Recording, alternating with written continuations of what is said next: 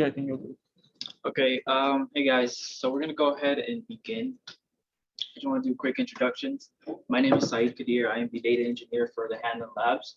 And today I have with me Akshad Goel, who is the lab assistant for the Hanlon Labs. And today we're going to be going over a couple of data sets here. Before I begin, I just want to go over and outline a couple of things for the next couple of weeks. So today, obviously, we're going to be going over WRDS. Next week, we're going to be going over tRNA and definitive. And the following Monday, we're going to be going over capital IQ, as well as the Bloomberg platform. And following every Monday seminar, we have a follow-up Thursday seminar. That's basically to recap and go over everything we went over on the previous one. So if you can't make it to these Monday ones, you can always pop up on Thursdays. We'll be in the Hanlon 2 lab from 3 to 4. So that's just an alternative date to help everyone kind of make these seminars. So the objective of today is kind of get you guys more familiar with the platform, expose you guys to different data sets that you may use for your personal or academic research purposes, and to help you navigate throughout the WRDS platform. Okay. So before we jump into explaining the data sets, I just want to get you guys started here. If you're on a mobile device, you can just go ahead and scan the QR code. And if you are on a computer or laptop, you can follow these steps here. If you go to the FSC website, under resources, you find databases and click WRDS. Akshad will show you real quick.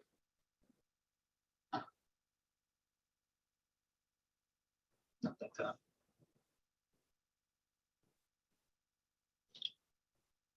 So once you come to the application page, make sure you guys use your Stevens credentials. And then I'll go ahead and accept you guys. Usually takes 15 to 20 minutes for an acceptance because it has to come to someone that has access to the administrative tools here. So I'll go ahead and click register. And since I'm already logged in, you won't see the application here, but usually there is an application where you have to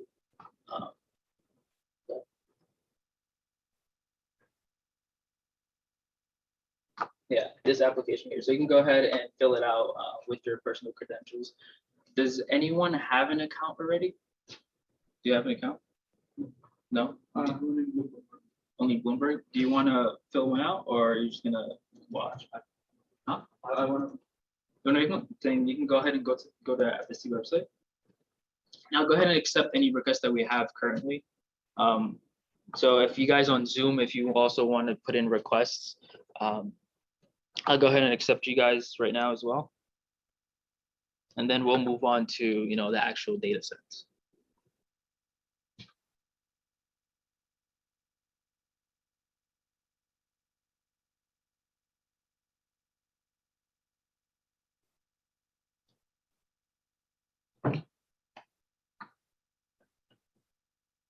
Just leave that alone.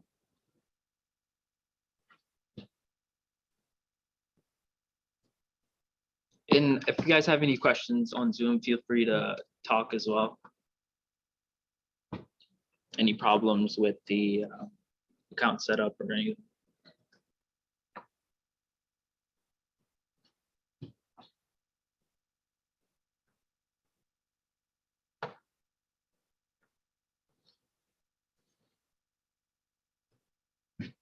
You can move. Yeah, you can go back. I'll accept them on the phone. Yeah.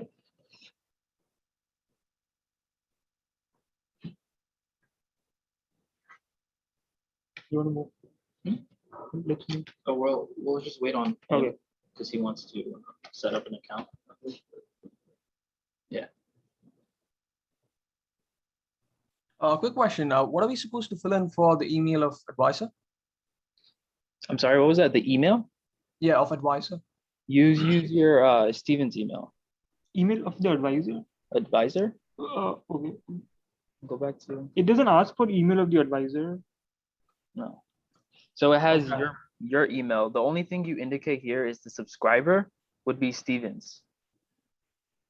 Okay, I think I'm on a wrong place. I'll need to re-navigate. Okay.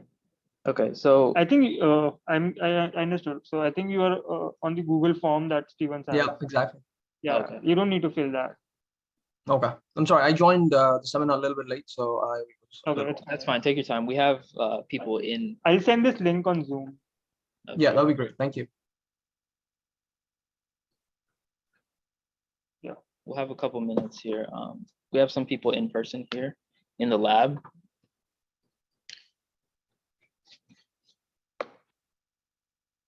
Oh, there we go. Vicky. And then Dev.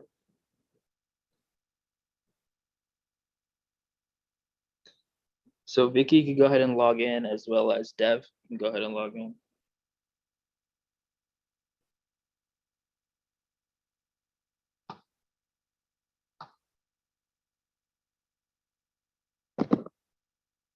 You can switch back.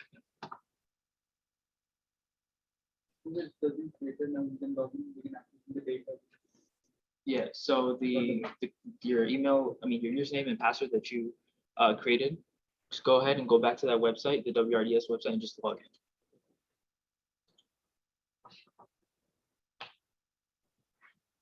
I think that's it.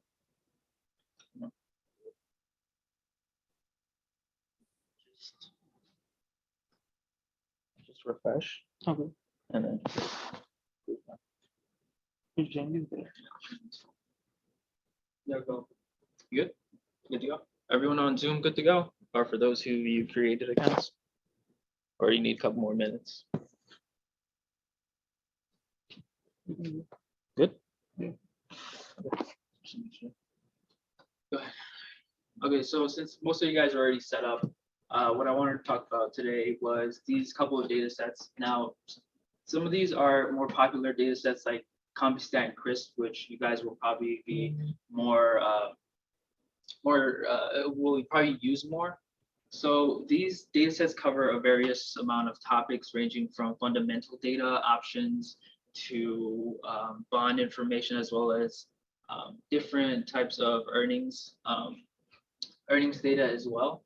So this is a platform powered by Wharton Business School that we have a subscription to. So this is a very it's an interesting tool to really use when it comes to your personal research and academic research purposes. WRDS also covers a wide array of topics ranging from accounting, marketing, economics, even healthcare. So it's interesting. It hits a lot of different topics that you might come across when you're doing different types of research. Go ahead. So the first one is going to be Compustat. Hello? So the first one is going to be Compustat. I'll let Akshat cover this one. Yeah, it sounds simple. So Ben, he joined and he's aware of the issue. And I was there at different. Naveen, I think your mic is on. So, but we discussed with Moshmi and Satish. So they all agree that let us take the fix. So as part of the ticket, pin பண்ண ticketல வந்து stored procedure and the variable ordering வந்து மாத்தி விட்டாங்க. So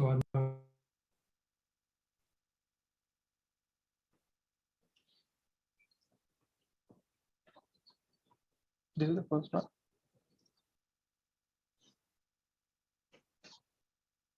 Yeah.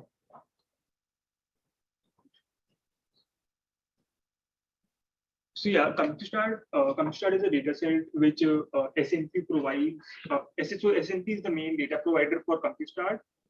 And with Compustat, basically, there are two important data sets that you can access. One is the equity pricing data, and one is the fundamental data. For fundamental data, basically, you can get all the data that they have in the SEC filings, like the quarterly and the annual data that typically students use for fundamental analysis. You can get that data. And for the equity pricing, you can the frequency that they have is basically only daily and monthly frequency. They don't have high frequency. If you're looking for tick level data, or if you're looking for, let's say, 5-minute data, 10 minutes data, you don't get that data from Compustat. But if you want to access that kind of data set, we'll suggest you to use Refinitiv. Stevens also has a subscription for Refinitiv. We'll be covering that data set next week. So after this, so I'll quickly, Syed will quickly go over the tutorial on how to download the security data from WRDS website. So it's pretty simple. If you log into your WRDS account,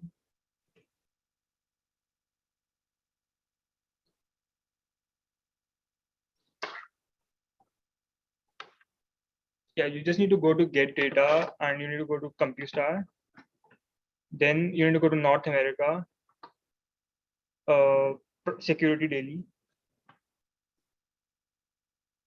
So, and this is a very general query form that they have, that WRDS has, and the form is pretty much same for all the data providers. So we'll go over this form once and then you guys can use it. So pretty much the first field that they ask for is date, range you need the data from. Pretty much you would know what date you are looking for. The most important thing here is to look for it for the company code. So the important thing here is you can query the data if you want it for one company, or you can query the data for a particular industry. If you say if you want to look at all the companies in auto sector, you can also use CUSIP, SIC, and CIK. These are basically different standards which are there to categorize companies into industries. So if you want to extract data for a particular industry, then basically you can use those indicators, and we'll be going over them a bit later in detail. So then over here, you can just select the fields you want, like company name, ticker.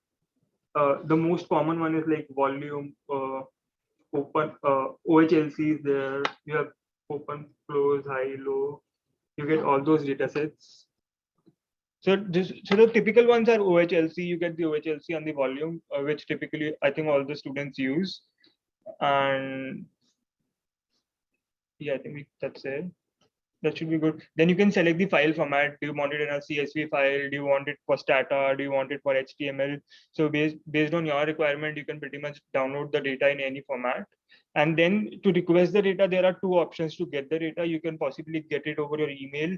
If it's a big file, we'll suggest you to put your email because the processing could take like hours. So you should put your email if it's a very big file. If it's a very small file, you can even skip the email part, which is pretty optional, and just submit the form. You'll see a page where they'll show you your query number, and you can use this query number to basically download your data. And they also have a historical record of all your queries. So if you ever make a query, you can just go to go to get data and your recent queries. So it will have a historical record of all the queries that you have run. This is not historical queries, I think. If you go to get data, recent queries, yeah. If you go to recent queries, then you'll be able to see all your historical queries that you have made on WRDS. Pretty useful if you request a lot of data. Let's go ahead and download the sample file. So in this file, you can see that we downloaded data for Apple. We have the price, open, high, low, close, and the volume that we requested. And it was pretty fast. It didn't take a lot of time. So coming back to the presentation, I think we've covered this. Yeah.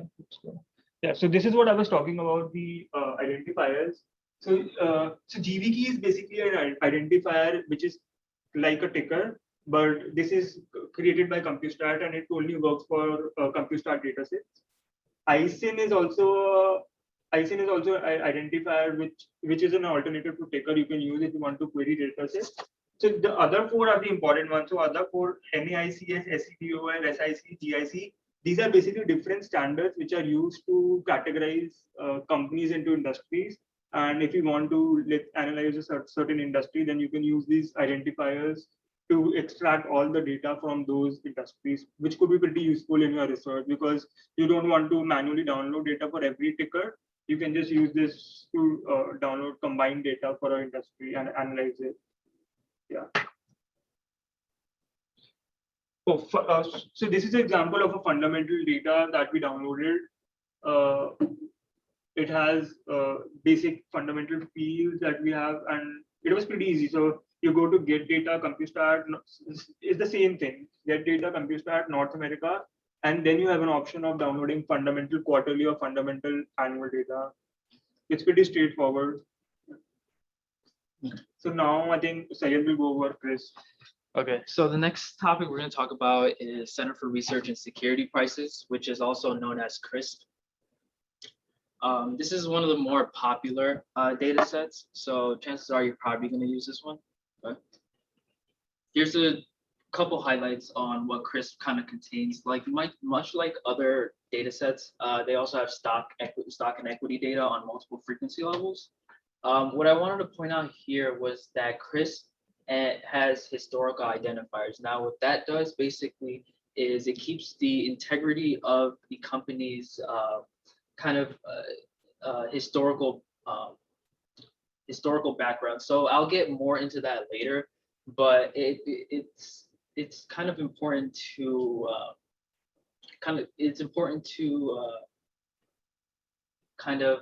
note that the historical identifiers of a company, just so you can, just for research purposes, you can kind of track that along the longevity of a company's lifespan. Go ahead.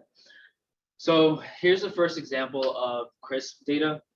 This is just a general data that I outputted. If you go under CRISP, you go under annual update and you follow this instruction right here, you go under stocks and daily stock file, you can go ahead and fill out a web query similar to the ones that we just filled out. You're gonna have to enter the date and the company name. This one is for IBM.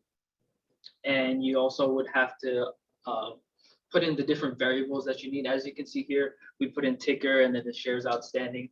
This one's for IBM. So if you just look at it here, this is just general information for IBM. You see the price here, the shares outstanding, and then the date in which it's being traded at. Go ahead. And this is the second example. So this is what I meant by historical data. So this, what it does is preserves the integrity of a company throughout its lifespan. So as you can see here, this is generated for Best Buy. In 2019, Best Buy's ticker was changed from BSTI to BEST. Now, for research purposes, that may be interesting and helpful to note. You can also see the prices indicated. And CRISP database basically preserves this data, and you can refer to it through the permanent number here, which is consistent throughout the longevity of the company itself. Go ahead. So the third example here under CRISP is you can also see stock splits. Now, similarly, the web query works the same. And if you add this CFA factor, it's basically like a cumulative adjusted factor price for each stock. So this is generated for Apple. And as you can see, in 2014, it did a 7-to-1 stock split, this last column right here. And because of the stock split, you can obviously see the shares outstanding, how it dramatically increased, and then the price as well. So this can be interesting when you're doing any sort of financial marketing research for your academics or personal use. Go ahead. So that wraps it up for CRISP. The next data set we're going to be talking about is credit default swap data. So this is provided by IHS Market Data, which is a relatively new subscription that Stevens has. And this is just a general query that you can fill out, similar to what we've been doing. And here's an output of the credit default swap data for AT&T. You can, this is just a sample data, so you can see the currency in which it's being traded at, the CDS recovery rate, as well as the maturity date, the tenor, the maturity date there. So if you're into doing any research revolving around credit swap data, this will be a useful tool to have. So the next data set we're going to be talking about is trace data. So what trace data basically is, it's transaction data for bonds, which include transaction pricing and trading volume revolving around bonds. Go ahead. So this is a sample data once again for trace data. Now, in order to find trace data, you basically follow the same guidelines that we've been talking about. You go under get data, you find the trace vendor, and then you go into daily trade summary, and then you fill out the web query like we've mentioned. And here is a sample output of Apple. You can see the high and low yields and what the closing yields as well. And this is typically just for bond data. So you can see 10-year bond yields as well for any company. So lastly, we're going to be talking about audit analytics. Should we get a break for questions? We'll take questions. Okay. So this is WRDS has insider ownership data, and audit analytics basically is one of those subsets of data. So what audit analytics is, it basically has shareholders' activity data, mainly for different companies. Now, under audit analytics, you'll find a bunch of topics here to basically for any shareholder information that you may need.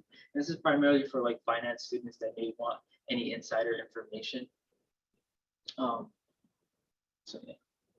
Do you guys have any questions before I move on to like the next segment? Do you have any questions? Yeah, so I have 2 questions. Yeah. Go for it. Go ahead. Okay, I have 2 questions. First of all, thank you so much for all this information. This is super helpful. The first question is there a cost to the student to have access to these data sets? No, there's no cost. So you basically just make an account regularly. Since Stevens has a subscription for Wharton Business School's platform, this is provided by Stevens. Okay. Yeah. So good to know. You just indicate how long you need the account for, and that's pretty much how that would work. There's no cost to any students. Okay. The second question I had is, do you know of any sort of like APIs available? Like if we wanted to query CRISP on a daily basis, that we could write an algorithm and the API would pull in data automatically. Do you know anything about that, or do we have to manually go into the website every time and you know, go through the process you described? Yeah, so for that you can, I believe. So for WRDS, it also supports Stata. Can I answer? Go ahead. Yeah, so Sure. so WRDS does not provide an API to Stevens. So Stevens does not have an API subscription for WRDS. So I think the only way you can access data from WRDS is you have to go manually and download it. Python. You can do it with Python. We don't have the program access. So yeah, I think the only way is through manual. But if you want to use some stock market data, we also have other subscriptions at Hanlon Lab. You can use those subscriptions programmatically in your Python or R code. Do you know the name of those? So we do have those tools. we do have Refinitiv data for stock market, which you can access programmatically. And if you want to access historical, so we also have this data set called TRNA, which is Thomson Reuters news data set. And it basically provides a historical news analytics. So you can even use that data set in your research if you want. So we have 2 data sets, but we can talk about it if you want. Yeah. You can send us an email about that, but we will be covering that next Monday for Refinitiv and TRNA, if you're interested. Okay, sure. I'll attend next week's session. Thank you so much, guys. Okay. That answers my question. Okay. Does anyone else? Let me add something. So there may be something in WRDS too. You need to. This is Jonas Florescu. I'm a professor. I'm the director of the lab too. So one thing that to keep in mind is there is, I believe, the WRDS, which is a very expensive subscription, by the way, that we're paying for. And the reason why we're doing these seminars is to make you guys aware so you can actually take advantage of this.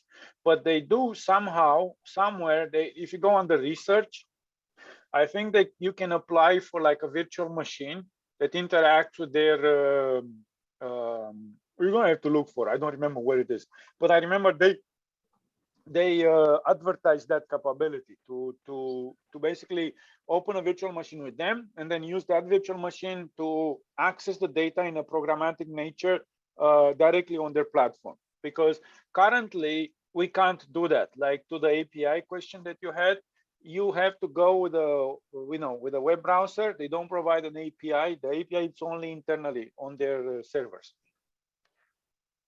Professor, Okay. but what I've seen is that they expose a Postgres database. So you can write like R program to connect to Postgres database directly. Can you? I didn't Yeah. even know it's possible. If they authenticate, You can go to research, right? And on top there is a menu called research, right? Not research. Yeah, getting started.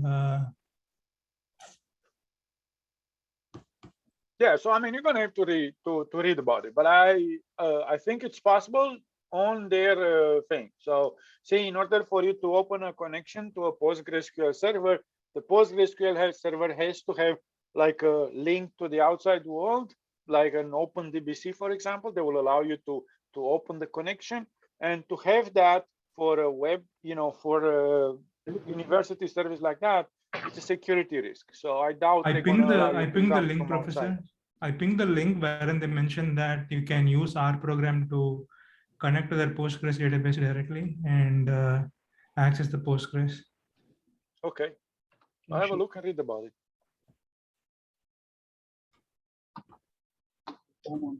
Sure. Okay. Does anyone else have any questions that we can possibly answer? Okay, just to give you guys like a kind of to help you guys be more well-rounded with WRDS, I'll quickly go over these extra tabs here so you're not like completely confused. So as you know, we went over this get data tab, and you can see we went over CRISP and CompuStat. You can go over also, you can find these data sets through concepts. So for example, if you go under concepts, you can find things like the currency exchange rate. Is kind of an easier way to figure out different data sets that you might need via like the topics. And if you go under the analytical tool, it's just an easier way to kind of navigate if you want to look for any financial ratios or daily stock events or high frequency intraday trading. This is all kind of put here for easier use, and you can explore SAS Studios as well for WRDS. This classroom tool is also similar to the analytical. It helps you kind of find out data in a quicker way. This accounting tab here is also interesting because it gives you, it may be useful because it gives financial statements for different companies, which may be useful. Lastly, this Dart tab, a lot of you may use this one. This is basically different instructional videos. See if it would load here. Different instructional videos for some of the things that we went over, like CompuStat and CRISP. But they also have an array of different topics that they cover. So if you guys are interested in different types of data sets that WRDS does offer, you can go ahead and check that out. And they have good tutorials and slides that also support this. Yeah, and that's pretty much it. Does anyone have questions on that?